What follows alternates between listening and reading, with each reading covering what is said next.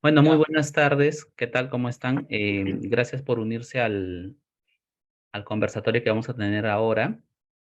Hemos querido tomarnos un tiempo para poder conversar sobre el tema del dengue, que está afectando de manera directa ya a varias empresas, sobre todo aquellas que tienen ubicaciones más próximas a zonas donde hay mayor presencia de este vector, que es lo que justamente vamos a ver más adelante dentro de la conversación. Pero para ello nos acompaña como especialista en el tema el doctor Carlos Luján. Él es médico ocupacional, médico principal también ocupacional de GUT, y con él vamos a despejar algunas dudas, algunas consultas respecto a este tema.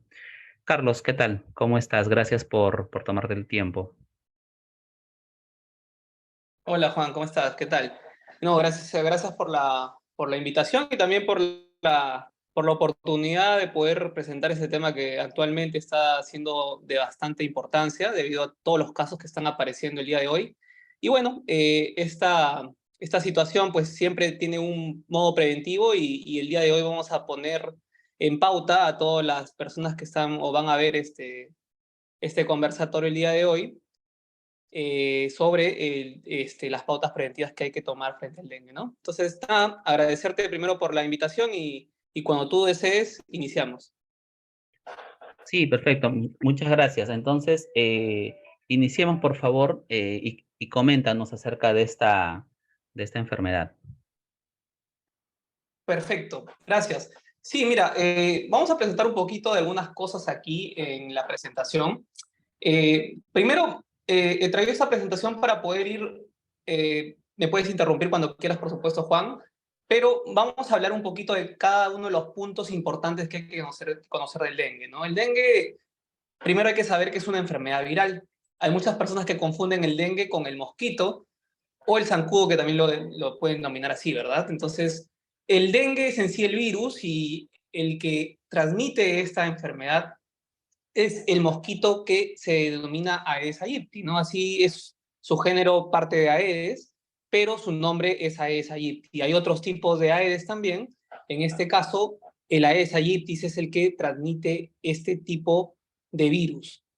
¿Ok? Entonces, Carlos, es de bastante... ¿Sí? eso quiere decir que no todos los mosquitos o los zancudos transmiten el dengue. Hay solo No, un no. tipo muy específico que es el que transmite.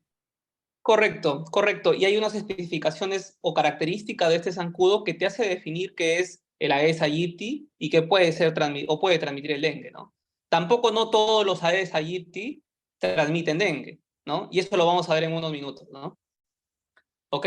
Gracias. Entonces, gracias a ti, Juan. Entonces, hay que tener un poco, y justamente ahí va la respuesta a tu pregunta, Juan. Hay algunas características que hay que tener en cuenta al momento de hablar del Aedes aegypti, ¿no? El Aedes aegypti tiene características importantes que nos hace ver su gran posibilidad de permanecer en el tiempo y, por supuesto, hacer una transmisión constante. Una de ellas es que este agente o este transmisor vive aproximadamente 45 días, ¿no? 45 días de vida que puede picar porque estamos hablando desde que empieza a ser adulto, que aproximadamente son 5 a 10 a 7 días después de haber nacido reventado el huevito, son 5 a 7 días que inicia su vida adulta y a partir de ahí empieza a picar constantemente, ¿no? Esa es su forma de manejo. Pero las que más se encargan de picar, digamos, son las hembritas, son las hembras las encargadas de hacer el proceso de transmisión inclusive de la enfermedad, no los machos, ¿no? Su ataque es muy importante saberlo porque normalmente su ataque es bastante silencioso. Inclusive ustedes van a ver que estos zancuditos vuelan en la parte baja de la persona, o sea, tratan de picar más en zona de miembros inferiores como tobillos, ¿no?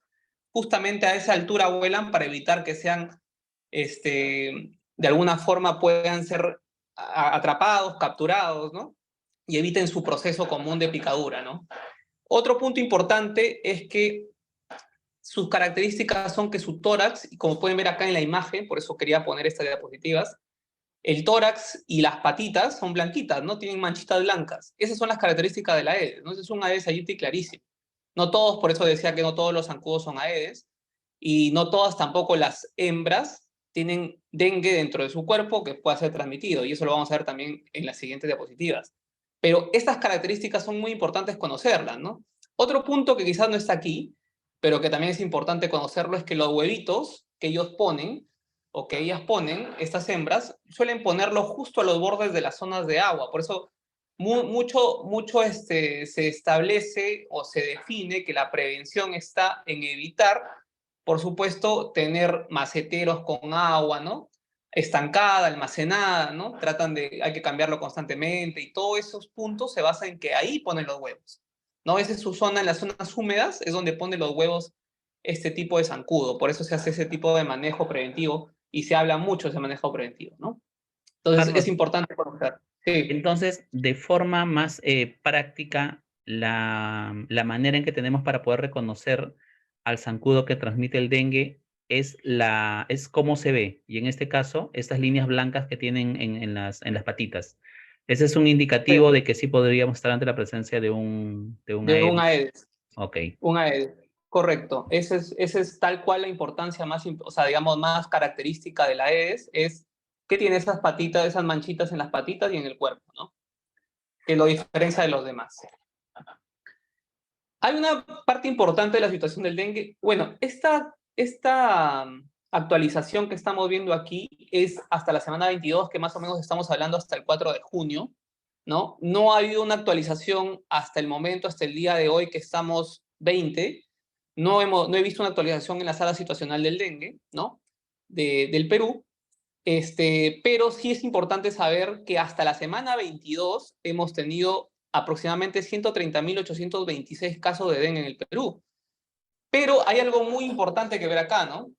Ustedes pueden observar que las defunciones son bastante bajas, ¿no? Es un porcentaje bastante bajo en relación al número de casos detectados por dengue. Y eso es producto de que esta enfermedad no es tan mortal, ¿no? Como por ejemplo, haciendo hincapié en algo que ya nos hemos tenido hace poco tiempo y la seguimos teniendo, que es el COVID, que era bastante mortal, ¿no? La mortalidad era mucho más alta y iba casi en relación a los casos que aparecían al inicio de cuando apareció el COVID, ¿no? Entonces, claro que eso iba bajando con la vacunación. En este caso no tenemos vacunación, ¿no? No hay vacunas que puedan prevenir el dengue y por eso igual el dengue sigue creciendo en cuantía, pues al momento de la detección, ¿no? Y por supuesto, las defunciones también van creciendo, pero no a un número relativo al número de casos que se detecta.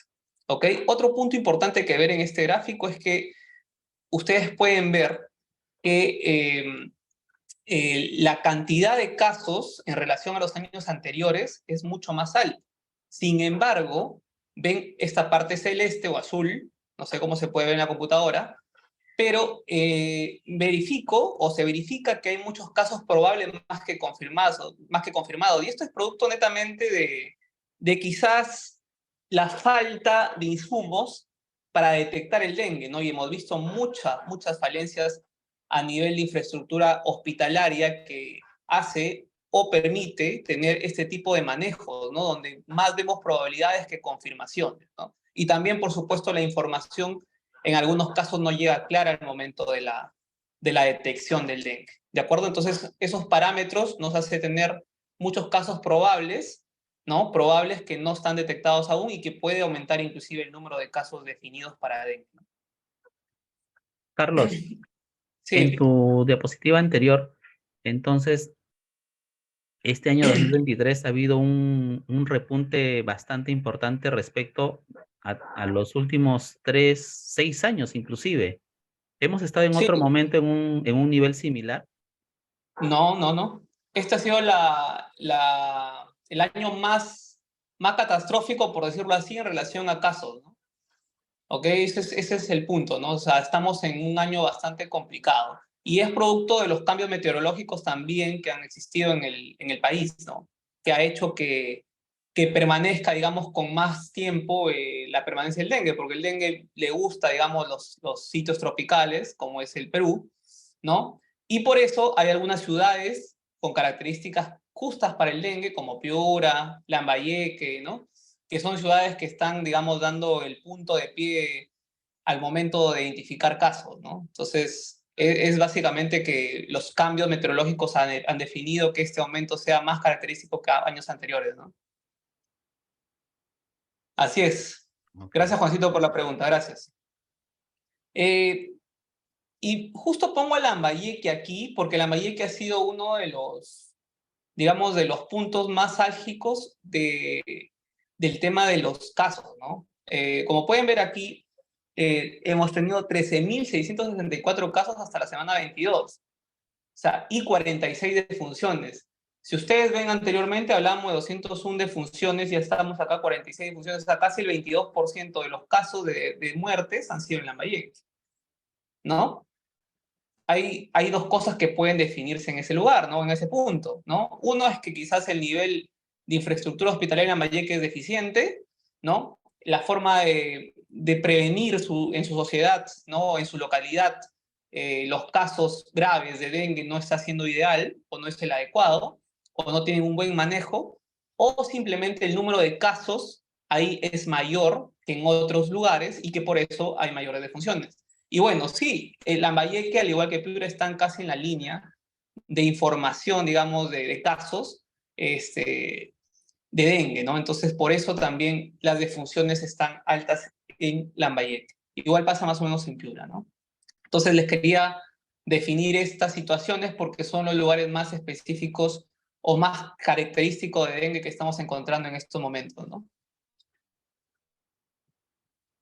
Algo importante y que justamente hace un momento estamos hablando de la transmisibilidad, ¿no? Normalmente el Aedes aegypti es un mosquito que puede estar sano, no tiene ningún tipo de agente dentro de su cuerpo, pero estos son huéspedes que adquieren el virus. ¿Y cómo lo adquieren? Picando a una persona infectada con dengue. Una vez que le pican a la persona, este zancudito adquiere el dengue, ¿no? Es un virus que se almacena en su cuerpo. Pero no es que lo pueda adquirir en cualquier momento, o sea, puede ser que usted tenga ya 7 días con la enfermedad, ¿no? Fuera de la etapa febril, digamos así, y usted viene un zancudito y le pica, normalmente en esa etapa de su tiempo de enfermedad no suele producir algún tipo de transmisibilidad al zancudo, ¿no? O al mosquito, ¿ok? Normalmente se define que la transmisión mayor para el zancudito está entre un día antes de la aparición de la fiebre hasta 5 días en la etapa febril. ¿Ok? Ese es el rango donde más transmisibilidad puedes darle al zancudito. ¿Ok? Ahora, para que este zancudo que ya una vez adquirió el dengue transmita a otras personas mediante su picadura, tienen que pasar entre 8 a 12 días para recién tornarse transmisible. ¿Ok? O sea, no es que me pico o pico a la persona con dengue, adquiere el dengue, el zancudo, e inmediatamente empieza a transmitir. No, pasan más o menos 8 a 12 días para tornarse recién transmisible. Y esa es la característica o el ciclo que se establece para definir pues, los contagios o la transmisibilidad masiva que existe, ¿no? Entonces, este zancudito te puede picar a 1, 2, 3, 4, 5 y las veces que quiera a las personas cuando tiene, inclusive antes y cuando tiene, por supuesto, el dengue. Carlos, y hay una consulta. Sí, Entonces, eh, partimos con un zancudo que no esté infectado, pica a una sí. persona que la persona ya tiene el dengue y el zancudo se infecta. Pero inicialmente esta persona, ¿cómo llega a infectarse en todo caso? Sí, es a través de otro zancudo, probablemente la respuesta. Y este zancudo inicialmente, o sea, ¿dónde se encuentra este virus? ¿Cómo se adquiere? No, bueno, esto ya viene de muchos años atrás, muchísimos años atrás. Es una historia natural de la enfermedad, digamos, esto, el dengue está ya en la sociedad, ¿no? Es una enfermedad, un agente que ya está en la sociedad y que el zancudo o estos zancudos inclusive que ya tuvieron dengue en algún momento, se dice que dejan los huevitos y los huevitos en la mayoría de casos nacen también con el virus dentro de su cuerpo. Por eso es que, digamos que las camadas de este zancudo son los que empiezan también o siguen con la transmisión continua, ¿no? Entonces, la única forma de destruir, digamos, la transmisibilidad o detener la transmisibilidad, por supuesto, deteniendo las camadas que dejan los zancudos de este tipo, ¿no? Que ya tienen dengue, este, destruyendo, por supuesto, estos huevitos, ¿no? Por eso se hace mucho, mucho énfasis en el aspecto preventivo de la limpieza, de evitar el tema del almacenamiento de agua, porque los huevitos son los que continúan con la transmisibilidad. Entonces, es por eso es que ahí está el enfoque mayor de prevención, ¿no? Ahí es donde aparece todo el proceso de inicio del dengue, ¿no? Entonces, si este zancudo muere, dejó sus huevitos, y los huevitos empiezan, por supuesto, empiezan a crecer, y ya algunos nacen ya con el agente, ¿no? Dentro del cuerpo y empiezan a transmitir. Ok, Entonces, todo es un ciclo, ¿no? Así gracias. es. Hay algo importante que también hay que saber, que hay 4 serotipos de dengue, pero lo más importante que hay que saber aquí es que usted puede enfermarse hasta 4 veces en su vida de dengue, ¿no? O sea, si en algún momento a usted le dio el dengue, quizás le dio el serotipo número 1, ¿no? Hay probabilidad de que en un tiempo le dé un serotipo 2, otro tiempo le dé serotipo 3 y otro tiempo el serotipo 4. ¿Ok? ¿Qué características es importante saber? Es que si a usted le da cualquiera de estos, usted adquiere una protección, eh, digamos, ilimitada, ¿no? Para toda su vida de este serotipo, ¿no? Pongamos que es el serotipo 1, ¿ok? Usted adquiere una protección ilimitada de ese serotipo. Y para los demás, solo adquiere una protección cruzada que puede demorar o que puede durar entre 1 a 2 meses, ¿no? No es que tenga una protección total y completa. Ahora, es decir, que posteriormente se pueda contagiar del 2, sí se puede contagiar del 2 o se puede transmitir el 2, se puede transmitir el 2. La enfermedad es igual, en la mayoría de casos es igual. Sin embargo, en algunos casos se ha visto, en estudios se ha visto que cuando, digamos, tenemos o adquirimos nuevamente otro serotipo del dengue, la enfermedad puede ser un poquito más grave, ¿ok? Y en estudios también se ha visto que los serotipos más productores, digámoslo así, entre comillas, de enfermedad grave son el DEN2 y el DEN3, ¿no? Esos son los más importantes al momento de la transmisibilidad para enfermedad grave, ¿ok? Entonces, eso es muy, muy importante conocerlo y saberlo, porque a veces uno piensa que cuando ya le dio el dengue ya nunca más le va a dar, ¿no? Y eso no es verdad, puede darle hasta 3 veces más después del primer episodio, ¿no? Y puede ser que la enfermedad, digamos, que ocurra por segunda vez sea un poquito más grave que la anterior, ¿ok? Carlos, Eso netamente hay que saber, ¿sí? y podríamos hacer entonces un símil con la forma o la modalidad en la que funciona en sí un virus, ¿no? Porque esto me recuerda a la época de COVID, que primero se creía que no te podías contagiar otra vez, pero luego creo que nos dimos cuenta que sí era posible. Entonces, Mm. es por la forma en la que los virus actúan, entiendo, o no Sí, correcto. necesariamente. Correcto, es que cada virus tiene diferente tipo de accionar dentro de un huésped, ¿no? Hay virus, agentes o virus que tienen diferente tipo de mecanismos genéticos que hacen, uno, que sea resistente dentro del cuerpo para que las defensas no lo encuentren. Por ejemplo, uno de esos es que se ocultan mucho y que se enmascaran, como son el virus del VIH, por ejemplo. El COVID tenía otra característica diferente también, que tenía una característica de englobarse y también evitar tener contacto directo con las defensas, y por eso tenía mucha fuerza al momento de la respuesta, ¿no?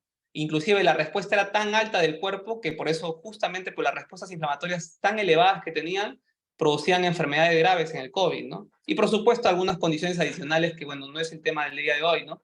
Pero todos los virus tienen características diferentes al momento de encriptarse, por decirlo así, en el organismo de un huésped y poder desarrollar enfermedad, ¿no? Entonces, en este caso, este tipo de agente es también diferente, y lo bueno de esto también es que nuestro cuerpo puede hacer digamos, una inmunidad de memoria referente a serotipos anteriores, ¿no? Que hayas tenido, ¿no? Y eso es también importante porque eso lo diferencia inclusive del COVID, que el COVID te podía dar, el mismo serotipo te podía dar en varias ocasiones.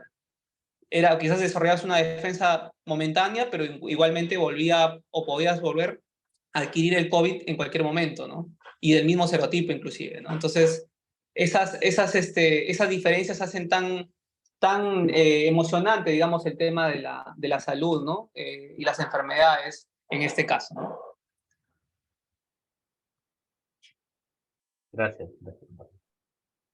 Muy bien. Vamos a hablar un poquito de desarrollo de la enfermedad.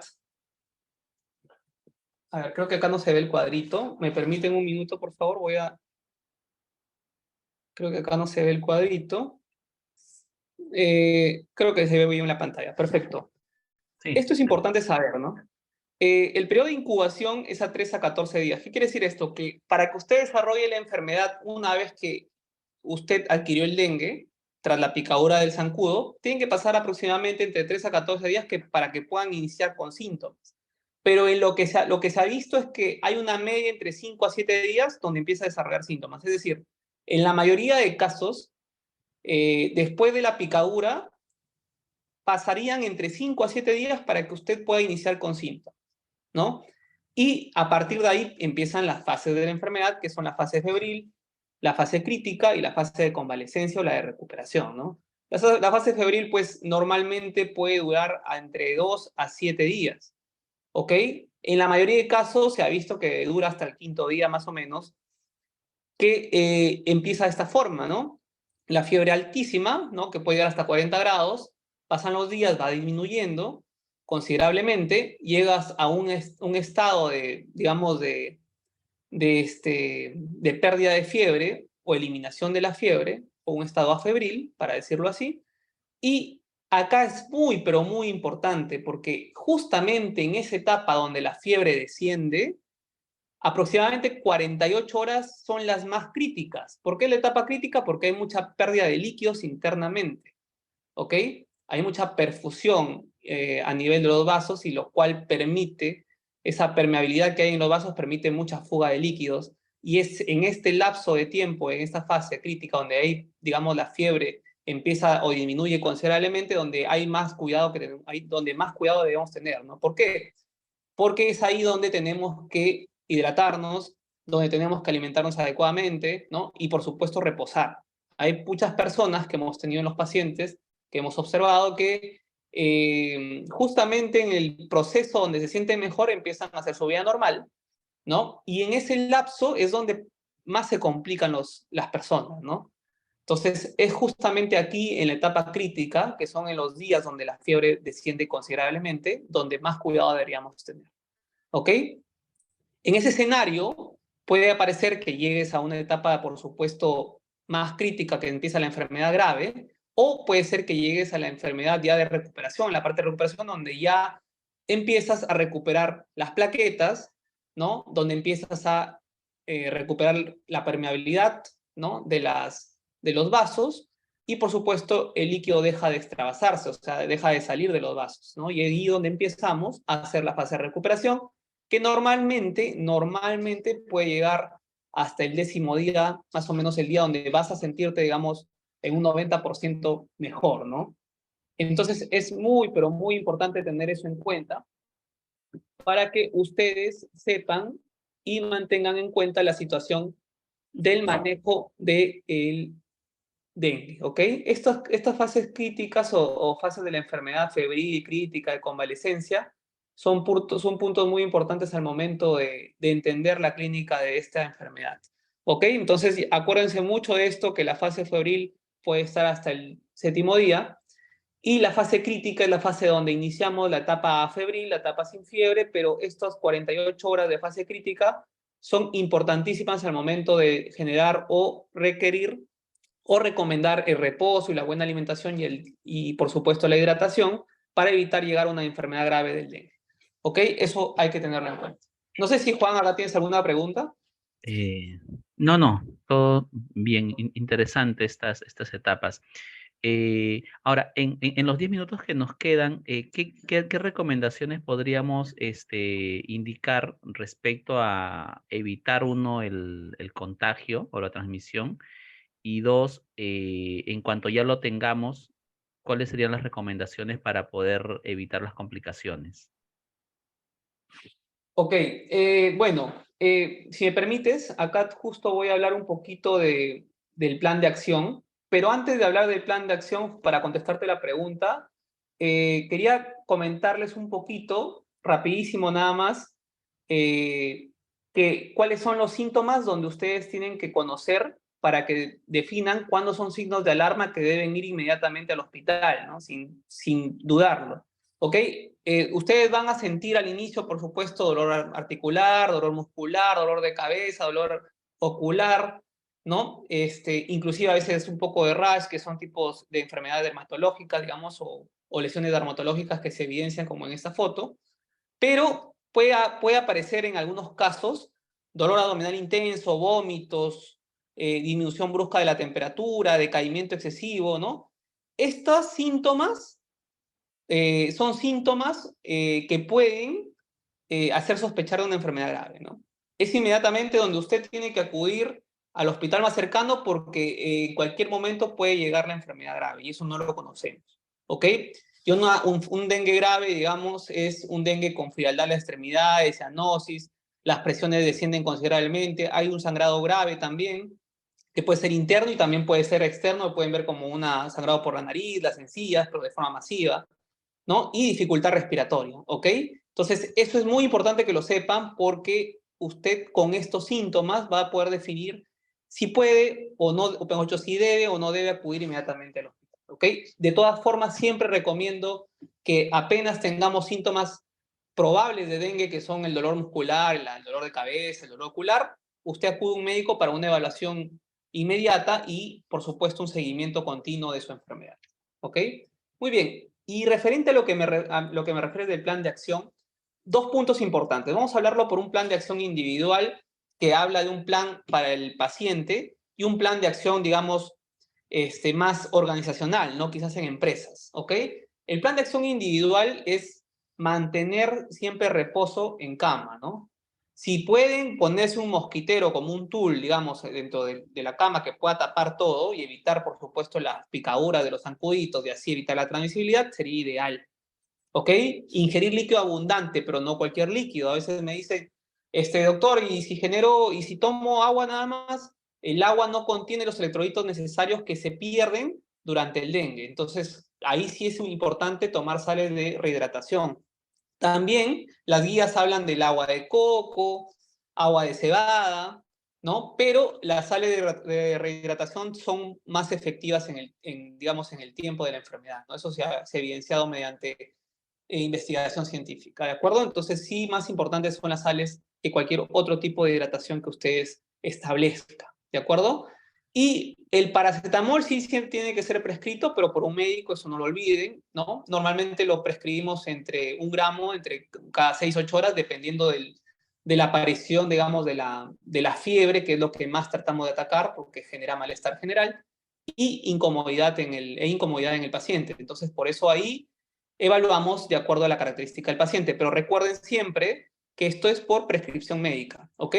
Si hay fiebre y no baja, por supuesto puede hacerse un baño de agua tibia, normalmente se recomienda 2 centígrados menos que la temperatura del paciente en ese momento, ¿no? ¿Ok? Sería ideal siempre con agua tibia bañarse para en caso la fiebre no baje. Esta es una medida física para, digamos, disminuir la temperatura corporal, ¿ok? Y justamente al tema del plan de acción organizacional que comentaba Juan, es muy importante que su médico ocupacional especialmente haga un seguimiento de casos de dengue, inmediatamente, por supuesto, se identifique, ¿no? Ese médico ocupacional debería hacer un seguimiento, por supuesto, constante de los signos, cómo va evolucionando, y, por supuesto, genere las recomendaciones que correspondan, ¿no? Para evitar más transmisibilidad en su familia y en el entorno, porque recordemos que la única forma de transmitir es con la picadura del zancudo, pero justamente uno de los puntos individuales que había establecido es que si tienen o están enfermos, están con dengue, poner un mosquitero, ponerse repelente, es una buena, digamos, una buena medida a adoptar para evitar más transmisibilidad, ¿no? Entonces, eso siempre es importante que el medio ocupacional recomiende, que esté pendiente del trabajador, por supuesto, para hacer un seguimiento claro y evitar o subsanar cualquier tipo de duda del trabajador, ¿no?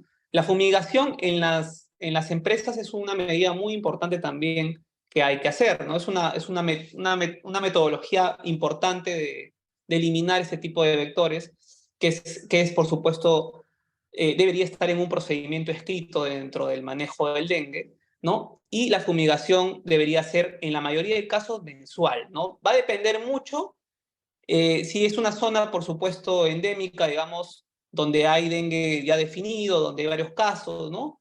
Y se haya identificado a la Aedes en esas zonas, pues ahí la fumigación debería ser mensual, ¿no? La dotación de repelentes de fácil acceso, así como teníamos en el COVID el alcohol de fácil acceso, en las empresas deberíamos tener zonas de acceso de fácil dotación para la adquisición de los trabajadores al momento de querer aplicarse repelente. Entonces, es ideal que tengamos una zona quizás con una señalética donde se pueda definir que existe la posibilidad de poder aplicarse repelente por parte de la organización, ¿no? Como medida de la organización. Y por supuesto, es importante que su área también de seguridad y salud identifiquen algunos riesgos que exista dentro del puesto de trabajo, de los puestos de trabajo, inclusive de la organización como tal, como el tema de floreros, maceteros que tengan agua estancada o agua almacenada, o que si en caso lo hay, por supuesto, estar al pendiente de que haya unos cambios constantes de esta agua, ¿no? Y no haya un almacenamiento claro del agua en este tipo de objetos, ¿no? Eso nos va a permitir, por supuesto, organizacionalmente y comunitariamente disminuir los casos de AES, aegypti y por ende también los casos de dengue, ¿ok? Entonces, es importante tener muy en cuenta este cuadro y esta forma de presentación para que ustedes puedan implementarlo en sus empresas. Carlos, entonces, como para ir cerrando, nosotros contamos con organizaciones que justamente les ayudamos a los temas de seguridad, salud y vigilancia médica en diferentes partes del país. Ujú. ¿Todas ellas deberían implementar estos planes de acción o deberíamos priorizar o deberían priorizar ciertas organizaciones en ciertos lugares específicos, al menos de la forma en que está ahora cómo se presenta la enfermedad en los sitios, ¿no? Ok, gracias Juan por la pregunta. Sí, digamos que vamos a ponerlo de un punto de que sí hay lugares donde están las organizaciones donde debe priorizarse la implementación de ese tipo de planes, ¿no? Hay otros donde debe implementarse con un aspecto preventivo, pero no de una, digamos, prioridad alta como locaciones donde esté Lambayeque, La Libertad, Piura, ¿no? Zonas de Ica, por ejemplo, ¿no? Zonas, digamos, que tienen un ambiente poco tropical, un clima tropical que puede, digamos, o tiene la tendencia a tener mayores casos de dengue, ¿no?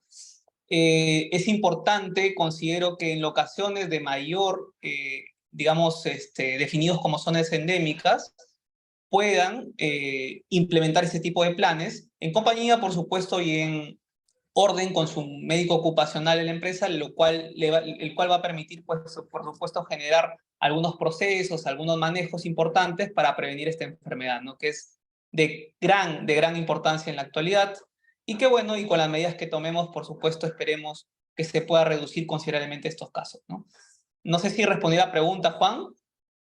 Sí, más bien muchas gracias por la información.